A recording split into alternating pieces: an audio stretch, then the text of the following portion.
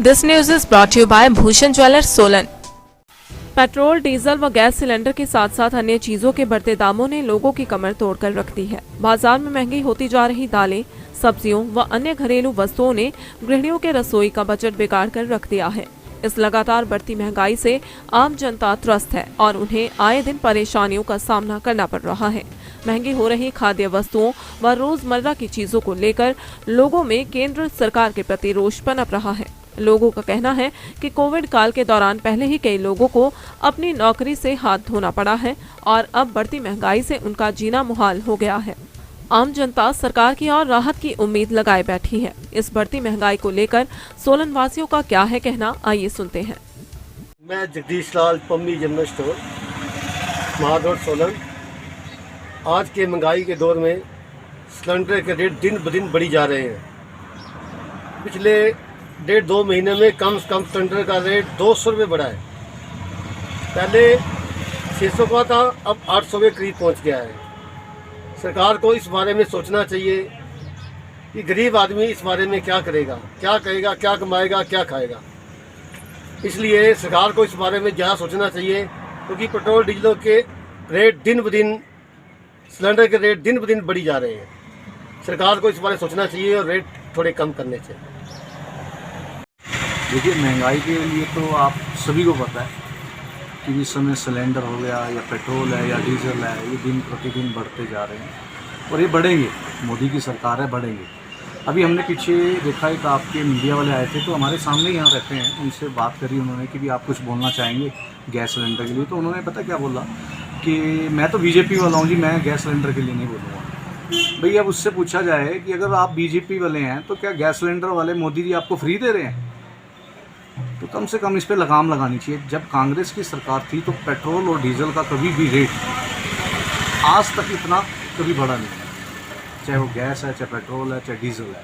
तो सरकार को इस पर विशेष ध्यान देना चाहिए, चाहे वो केंद्र सरकार हो चाहे राज्य सरकार, इस पर सोचना चाहिए ताकि गरीब आदमी के ऊपर ज़्यादा बोझ ना पड़े। यही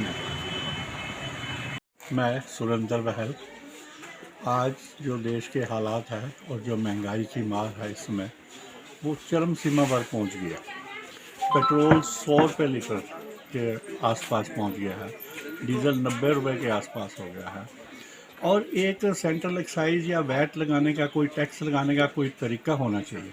820% डीजल पर एक्साइज ड्यूटी और टैक्सेस हैं, 256% पेट्रोल पर टैक्सेस हैं।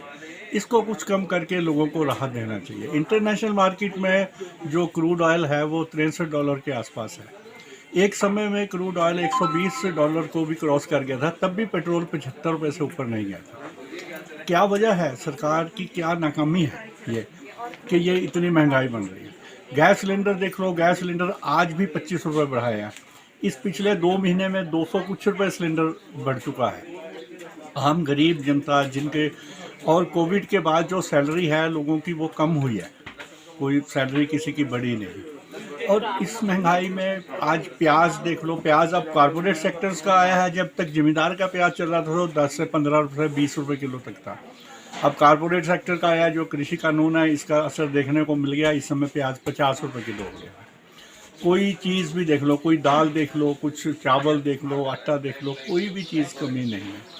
आज हिमाचल गवर्नमेंट ने निर्णय लिया है कि जो कोई गाड़ी भी किसी का चलान होता है वो मिनिमम 1000 रुपया फाइन कर देगा। मैं मनीष सानी गंज बाज़ार सोलन से बात कर रहा हूँ। आपने बड़ा अच्छा विषय आज लिया है, जिसमें आप ये लगाइए कि जो बढ़ते हुए दाम है पेट्रोल और डीजल के, उसके अंतर्गत आप ये देखिए कि हमारे जो सेंट्रल गवर्नमेंट है वो लगभग 33 रुपये के करीब जो है एक्साइज ड्यूटी अर्न कर रही है और 27% वैट हमारी सरकार का है, जो लगभग 22 रुपये के करीब आता है।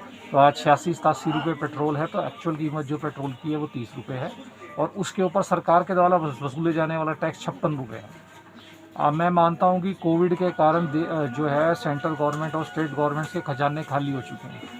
गवर्नमेंट ने बहुत अच्छे तरीके से जो है कोविड को संभाला है। उसके कॉन्सिक्वेंसेस हमें आज नज़र आ रहे हैं कि पेट्रोल की जो दाम हैं इंटरनेशनल मार्केट में भी बढ़े हैं, लेकिन सरकार ने मई 2020 के अंदर कोविड के चलते क्रमशः 10 रुपये और 13 रुपये जो है एक्साइज ड्यूटी बढ़ाई थी।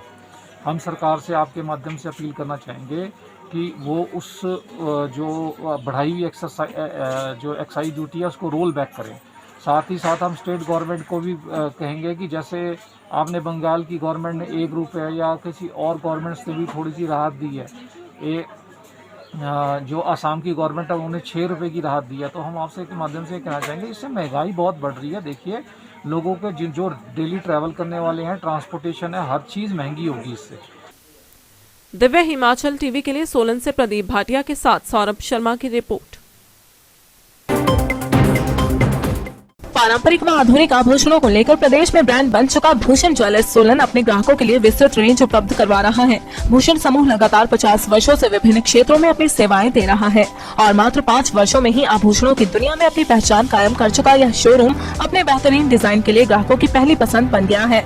आभूषण चाहे सोने के हो या फिर हीरे व चांदी के, इनके डिजाइन का कोई सानी नहीं है। वैरायटी, विश्वसनीयता और ग्राहकों की उम्मीदों पर खरा उतरने का संकल्प लिए यह ब्रांड निरंतर सफलता के नए आयाम स्थापित कर रहा है। भूषण ज्वेलर्स के एमडी विनय गुप्ता का कहना है कि न्यू वैरायटी, न्यूनतम मेकिंग चार्जेस, ढेरों उपहार व शोरूम में अपनेपन का एहसास हमें अन्य ब्रांड से जुदा करता है। इसी वजह से आज हम ग्राहकों के दिलों पर राज कर रहे हैं। तो अगर आप भी आभूषण खरीदना चाहते हैं तो चले आइए आज ही भूषण ज्वेलर्स सोलन।